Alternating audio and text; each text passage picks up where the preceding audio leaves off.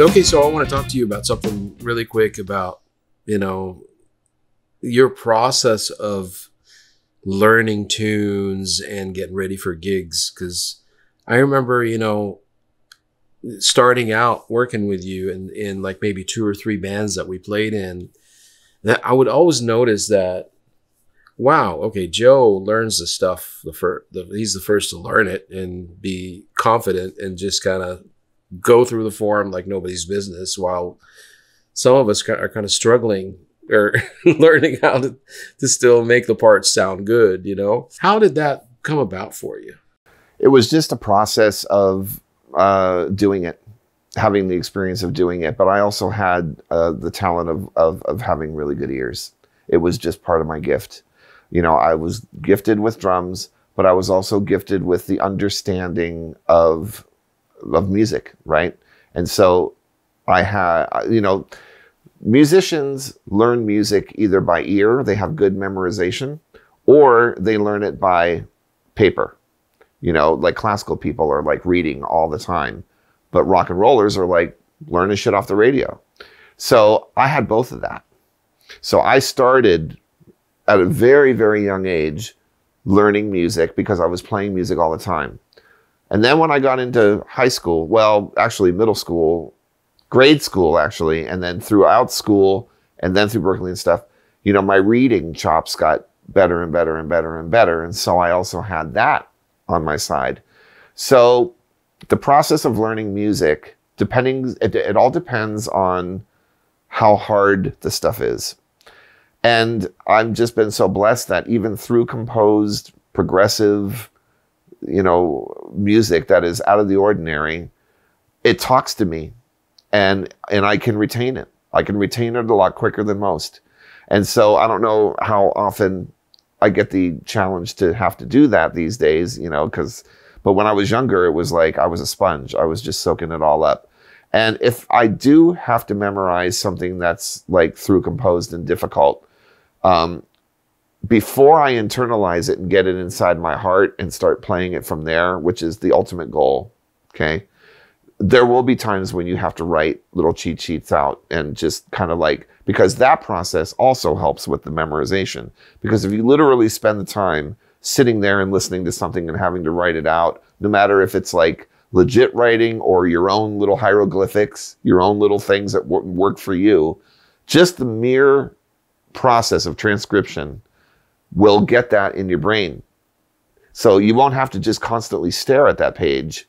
You know, eventually you'll memorize it. And the more you keep playing the music, if you happen to be in a band that has the budget to rehearse all the time, the more the opportunity will be where you'll just internalize it and you'll play it from the heart and you won't even have to look at the page. Yeah. You know, so it's a process. And if you spend a lot of time on something, it'll eventually get there. Some people have to spend more time than others in order to get to the goal of playing something the way they want to play it. I'm just lucky that I don't have to spend a crazy amount of time to internalize music. It just works for me that way. It's just a gift. So that's basically what it's been for me. You know, it's just that whole process of learning music, especially if you're learning music that you love, right? It's a language. Yeah. And you just start to understand that language the more and more you keep applying it and playing it and listening to it and surrounding yourself with it all the time. Doing it over and over again. Just doing it. Yeah. It becomes second nature, you know? It's like learning a new language, like learning Spanish. I don't know how to speak Spanish, but if I spent the amount of time on Spanish that I do listening to music, I would be a pretty damn fluent Spanish person. Or whatever you want to say. Totally, totally.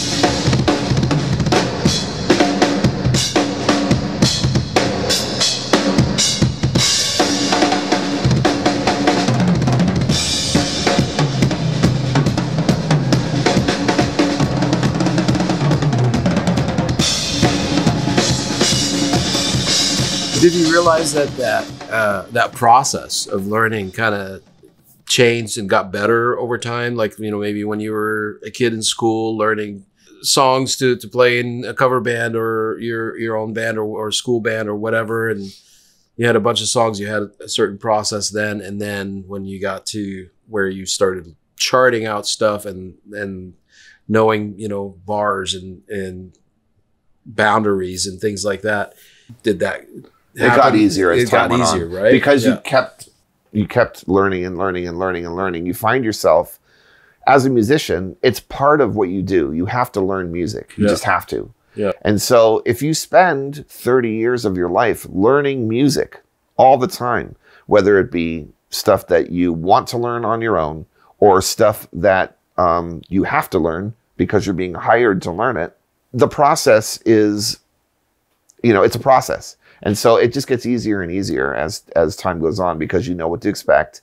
Yeah. Songs, you know, forms and things like that. It just, it's like a language. It presents itself and it's pretty much almost the same all the time. It's a riff here, a chorus here, a verse here, a bridge here, an outro here. You know, it's just the same kind of thing. But you obviously want to pay attention to details and don't approach it as that. You want to put the time in and internalize it. Internalizing stuff is the most important. Because remember when you were saying about how I would come in and I'd be fully prepared and I would play it like, oh my God, this guy's playing it like he's been listening to it for years or whatever. That's because I spent the time. And like I said, you know, that time is usually not as long as for some people. Some people it takes a long time. For me, it doesn't take as long. But if I really devote myself, I can internalize music quickly. And so that's the key. And if you love the music that you're learning, it makes it that much easier. Yeah. Because you're just like into it. Yeah. You know? So like for instance. And we love most things. So. And I love music. Yeah. But you know, when I joined Z was Amit, Dweezil, and eventually it was Brian Beller and Mike Keneally and myself. And that lineup was incredible because Mike and Brian and myself all had extremely strong ears and we could learn music and mimic music immediately.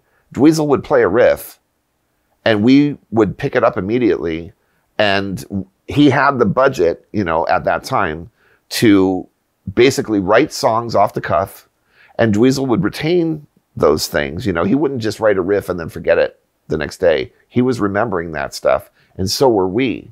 And so every day we would be writing music or working on the medley or working on all these things. And, you know, we spent so much time being such a tight unit, and it was easy.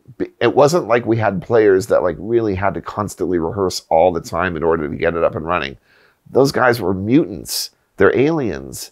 You know, and so the three of us together, along with Dweezil and Abed, but I'm saying like Brian, Mike, and I, together, it was just like we were like unstoppable. And we were so young too at that time. So it was just like we could do anything. Really, I swear to God, I felt like I was in a band where we could just do anything, you know? Nice. And what a feeling that was, you know? It was just crazy. But so, you know, but what I guess the point of this story is that when you have the budget and the time to really rehearse and really put the time in, I mean, that's even, you never really get that kind of luxury. You know, most of the time in what we do, you know, you get hired to do a gig and you have to learn a set's worth of material, a night's worth of material, either by learning charts or getting, you know, the music ahead of time. And you have to spend the time, whether it's a couple weeks or 3 weeks or whatever, to prepare all that stuff and get it ready because you're going to play the baked potato for one night. You know, and you have to play all this music, you know. If you have time. Sometimes it's the night before. Yeah. You're learning tunes on the way to the gig. Well, that's something that I don't enjoy, and I won't do that anymore. Yeah. Like, I am not going to take a gig where someone's going to be like, hey, man, I need you to learn 20 songs, and you've got 3 days to do it. It's not worth it for me. It honestly isn't. I don't like that process because I know what I have to do in order to play the way that I want to play somebody's music. I know what I have to do. And that process takes some time.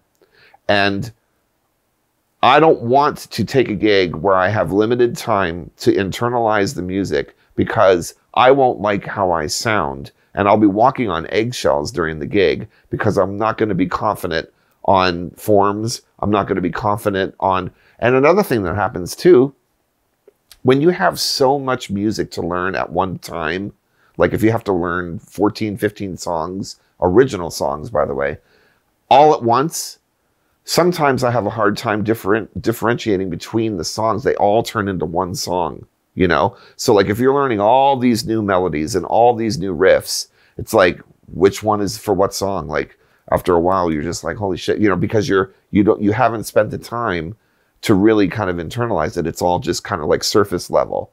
You want to get through the gig and you want to play good, but I also want to identify with the music and have it inside me so that I can really play it right. You know, that's the key. Absolutely. You know, later in life, as we've done, you know, from experience and stuff like that, we get to a point where we can just write number of bars for something like as a chart, you know, or just a chord progression and changes here and just like shorthand charts that we can get through a tune, but we're not deep into it yet. We're not. Yeah. Well, you know, sometimes we don't have the luxury to make it ours. Yeah. So you have to stare at charts. It's just that whole thing about relying on charts, and you know, like if the composer's like, dude, you can look at the charts through the whole gig. I don't give a shit, just as long as you play the stuff right, you know. But yeah, for me as an audience member, when I'm watching somebody like staring at a mic, you know, like a music stand like this constantly, you know, and like, it's just like, oh my God, you know, like it just looks like this guy didn't really spend that much time doing it. And the music's not coming from here. It's just a surface level thing. And that's why I try to pick and choose the gigs that I play. And I don't want to be that guy that's staring at a chart, or even if you're killing it, you still know that musician is not, it's not coming from inside. It's here and he's doing a great job, and it's a talent to be able to play that badass just by looking at a chart. That's like amazing. That's like Vinnie Colaiuta stuff. You know what I mean? But I think for me, I would rather, you know, not be staring at something and have it kind of in me and play it that way. It's just more fun because it's just, I think the crowd, the audience can feel that. Yeah. Yeah. And there's more of a spiritual element for the musician and for the audience when you're playing from that place, you know, instead of just like faking it, if you will. Right.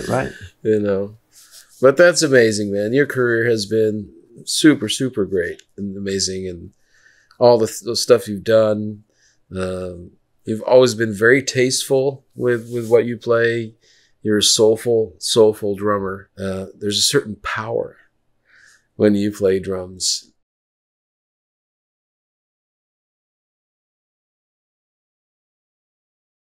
So do you want to talk about anything that you're excited about coming up, like any new Zappa releases that you're working on, or any gigs and stuff that you might want to be doing? Well, you know, the Zappa brand has been acquired by Universal, and I'm really grateful that I have been chosen to continue to work with Universal on the projects. So, and we have just amazing things in store.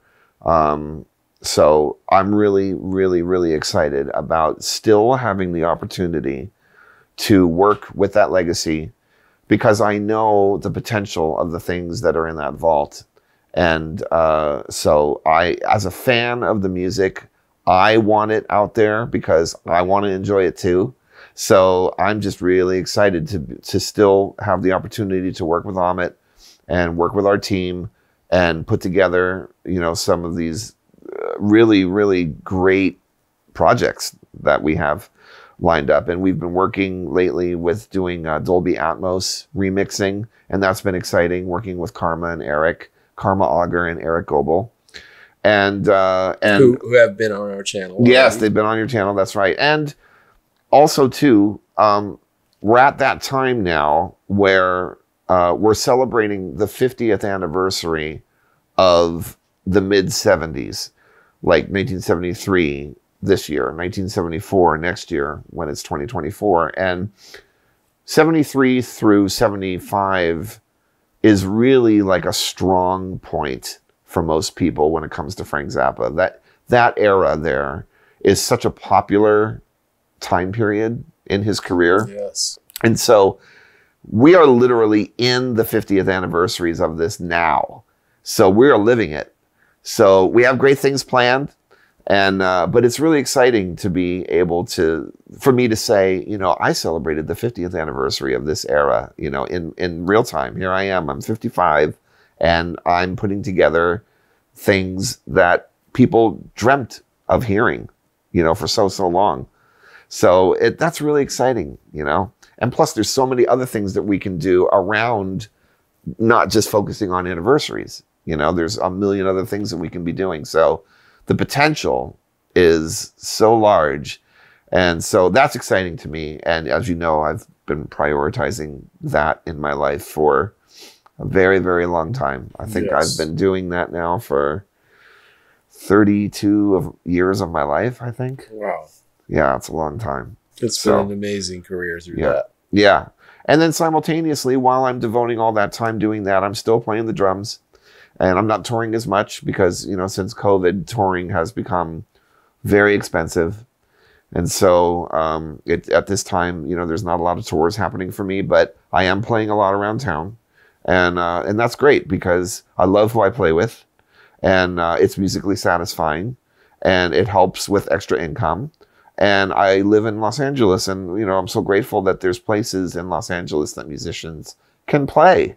You know, places like the Baked Potato, which is in, you know, Universal City or Studio City, or Alva's showroom, which is in San Pedro, the Grape, which is in Ventura, Harvell's. Huh? The write-off room? What's that? You haven't seen the write-off room yet? Oh, no, I have heard about that place. Yeah. Harvell's in Santa Monica is really fun. I like that room a lot. Can't go without mentioning the Whiskey A Go-Go, because that's just still to this day a legendary place in LA to play. And I'm really grateful that I play there twice a month with Chuck Wright and the Ultimate Jam. It's called Ultimate Jam Night, right? Yeah. Hope I said that right, everybody. The Ultimate Jam Night. But yeah, it's been really super fun doing that, and the Whiskey is such a legendary place. So to be able to go down to the Strip, play down there, you know, with the history that's been going on down there, it's been really fun. Play a different theme every time. Yeah, that night is a really special night because there's a different musical theme every time we do it. So one time it'll be music from the 80s, one time it'll be female artists, one time it'll be a celebration of, you know, a tour that's happening, like, you know, Aerosmith or Kiss or something, or, you know, whatever. Or, you know, a Halloween themed show or a Christmas themed show or whatever, you know, it's pretty much endless. There's all sorts of things going on with that. Nice. So that's really fun. There's just, you know, it's great. It's, you know, this is the reason why you live in a big city, is so that you can do that. You know, when you're living in, from where I'm from, you know, you don't really have the musicians to pick from, the place, that many places to play, or the kind of music that you end up having to play if you want to play out, you know, which is mostly covers, you know. So yeah, it's great. I'm really happy that, you know, I'm still physically able to do that, you know, drive around town, lugging my drums, setting them up, tearing them down, you know, the whole thing. And so yeah, it's been good. Yeah, we're so blessed that we could do that here, for sure. I know. It's always been amazing to me. That's once we moved out here, how much you actually play, you know, between rehearsals and shows and this and that.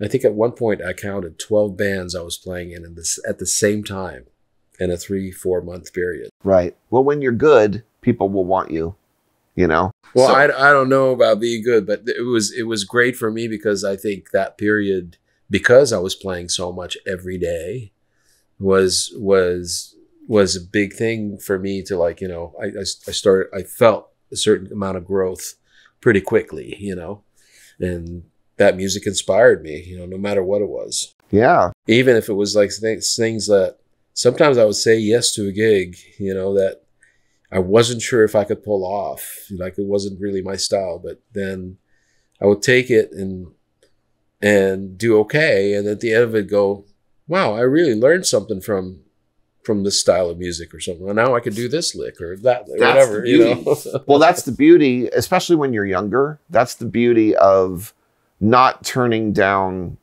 gigs, right? Yeah. Because you never know who you're going to meet, and you never know what kind of music you're going to have to play sometimes. And you may discover music that you haven't heard that you really love. And you may discover a bass player or a drummer that you really dig. I mean, you know, that's why it's important, because you want to build a network. You know, that's the way to do it. Yeah. You have to throw yourself at many situations. Create those opportunities. Yep.